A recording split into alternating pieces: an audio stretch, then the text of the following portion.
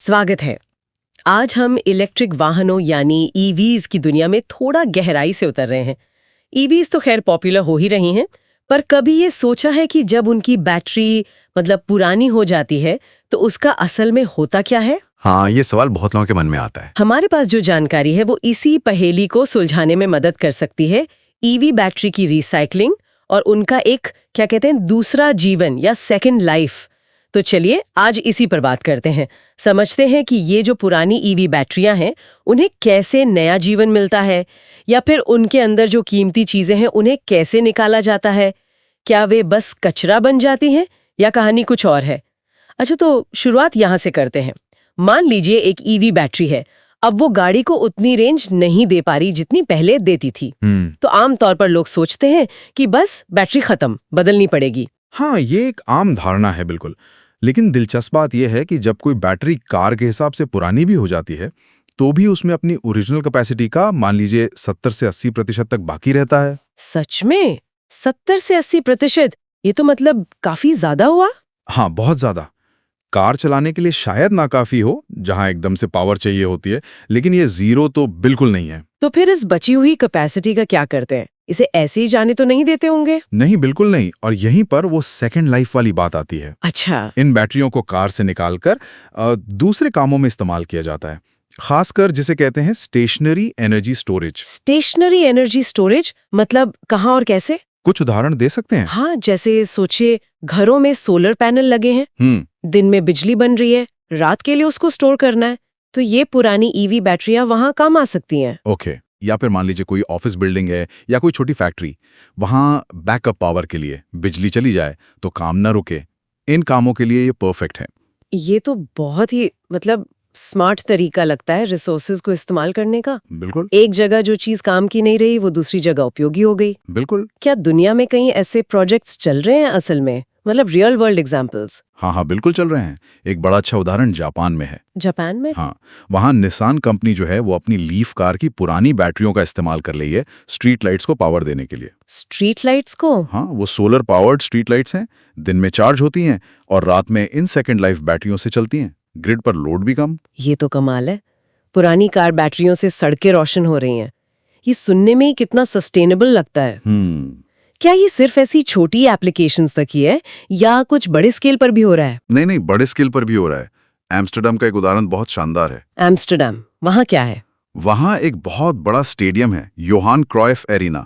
वो शायद दुनिया का पहला ऐसा स्टेडियम है जिसने इतने बड़े पैमाने पर पुरानी ईवी बैटरियों को अपने एनर्जी सिस्टम में इंटीग्रेट किया है। पूरा स्टेडियम? ये तो बहुत बड़ा स्केल हो गया। कैसे काम करता है ये स्टेडियम में? देखिए, स्टेडियम की छत पर सोलर पैनल्स लगे हैं। हाँ। उनसे जो बिजली बनती है उसे स्टोर करने के लिए निसान लीफ की ही सैकड़ों पुरानी बैटरियों का एक बड़ा सा सिस्टम बनाया गया है। करीब 3 मेगावाट का सिस्टम है ये। 3 मेगावाट, ये तो बहुत होता है। हाँ, काफी होता है। तो स्टेडियम स्टोर्ड एनर्जी को पीक आवर्स में यूज करता है, या जब ग्रिड में कोई दिक्कत हो तो बैकअप के तौर पर। इससे उनका बिजली का बिल भी कम होता है और ग्रिड को भी स्टेबिलिटी मिलती है। अरे वाह, स्टेडियम की जरूरतें तो पूरी हो ही रही हैं, ग्रिड को भी सपोर्ट मिल रहा है। ये तो सेकंड लाइफ का बहुत ही प्रभावशाली इस्तेमाल है। बिल्कुल। पर ये सेकंड लाइफ कब तक चलती है? क्या बैटरी हमेशा चलती रहती है इस रोल में? नहीं, देखिए, सेकंड लाइफ भी हमेशा के लिए नहीं होती। इस्तेमाल करते हुए धीरे धीरे इनकी कैपेसिटी और कम होती जाती है। अच्छा। कार के मुकाबले धीमी रफ्तार से कम होती है क्योंकि उतना स्ट्रेस नहीं पड़ता बैटरी पर, लेकिन होती जरूर है। तो अंदाजा है कि ये एप्लीकेशन पर डिपेंड करता है, पर 5 से 10 साल या शायद उससे भी ज्यादा चल सकती हैं अपनी सेकंड लाइफ में। ठीक है, तो दूसरा जीवन भी एक टाइम के बाद पूरा हो जाता है। उसके बाद क्या तब बैटरी फाइनली कचरा बन जाती है? नहीं, कहानी वहां भी खत्म नहीं होती।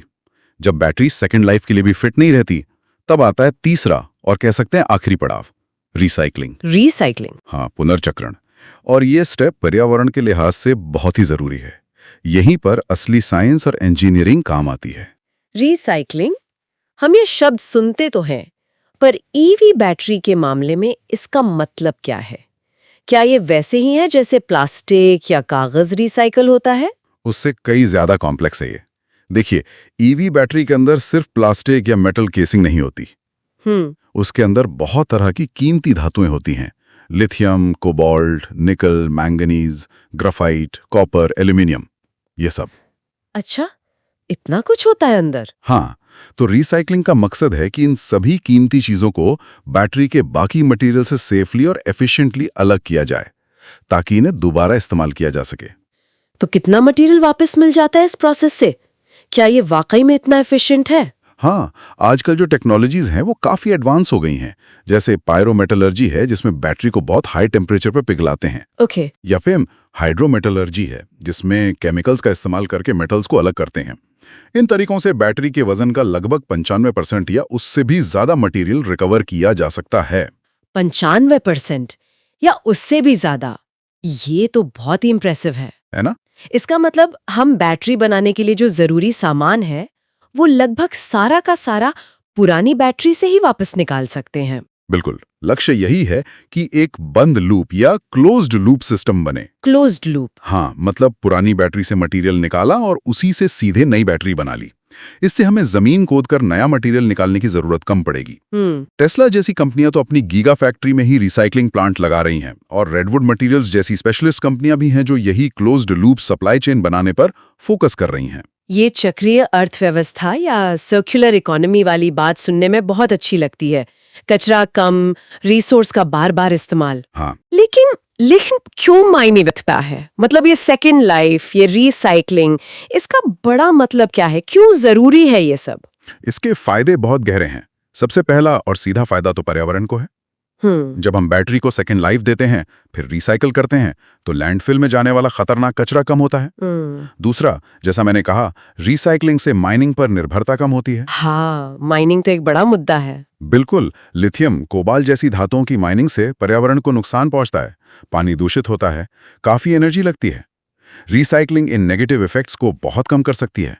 बल्कि रिसाइकल मटेरियल से बैटरी बनाने में कार्बन एमिशन भी काफी कम होता है। तो मतलब ये ईवी को असल में और ज्यादा ग्रीन बनाता है, सिर्फ चलते वक्त नहीं बल्कि पूरी लाइफ साइकिल में। एग्जैक्टली, पूरी लाइफ साइकिल सस्टेनेबल बनती है। इसके अलावा सोचिए, अगर मटेरियल एफिशिएंटली रिसाइकल हो तो भविष्य में नई बैटरियों की कीमत भी कम हो सकती है। अच्छा, कैसे? क्योंकि हम कच्चे माल के लिए पूरी तरह माइनिंग और ग्लोबल मार्केट पर डिपेंडेंट नहीं रहेंगे। एक तरह की मटेरियल सिक्योरिटी भी मिलती है इससे। ये भी एक अहम पॉइंट है। और आपने रोजगार की बात भी की थी शुरू में। हाँ, वो भी है। बैटरी कलेक्ट करना, ट्रांसपोर्ट करना, टेस्ट करना, सेकंड लाइफ के लिए तैयार करना, फिर रिसाइकलिंग प्लांट चलाना, ये पूरी एक नई इंडस्ट्री बन रही है। सही बात है। इसमें हर लेवल पर जॉब्स क्रिएट हो रही हैं। टेक्नीशियन, इंजीनियर, रिसर्चर, ये सब क्लीन एनर्जी इकोनॉमी का हिस्सा है। तो संक्षेप में कहें तो बैटरी की सेकंड लाइफ और रिसाइकलिंग मिलकर ईवी को सिर्फ एक गाड़ी नहीं बल्कि एक पूरे सस्टेनेबल इकोसिस्टम का हिस्सा बनाते हैं। तो आज की इस पूरी बातचीत से ये बात तो बिल्कुल साफ हो गई कि ईवी बैटरी का सफर कार के साथ खत्म नहीं होता। हाँ, वो तो बस एक पड़ाव है। उसके बाद एनर्जी स्टोरेज के रूप में उसका दूसरा बहुत उपयोगी जीवन शुरू हो सकता है। बिल्कुल। और फिर अंत में रिसाइकलिंग के जरिए उसके कीमती हिस्से एक तरह से पुनर्जन्म लेते हैं। ये अंत नहीं बल्कि एक ट्रांसफॉर्मेशन है। बिल्कुल सही कहा आपने। ये पूरी प्रक्रिया दिखाती है कि कैसे इनोवेशन और सर्कुलर सोच हमें अपने रिसोर्सेज को बेहतर तरीके से मैनेज करने में मदद कर सकती है। ये हमें सिखाता है कि जिसे हम वेस्ट समझते हैं उसमें भी वैल्यू हो सकती है, बस उसे निकालने का तरीका चाहिए। और ये सोच सिर्फ बैटरियों के लिए नहीं, आगे चलकर हर प्रोडक्ट के लिए जरूरी होगी। हाँ, ये बात तो है। ये साफ है कि ईवी बैटरियां सिर्फ हमारे ट्रांसपोर्टेशन को नहीं बदल रही बल्कि एनर्जी स्टोरेज, ग्रिड मैनेजमेंट और हमारी इंडस्ट्रियल सोच को भी बदल रही हैं।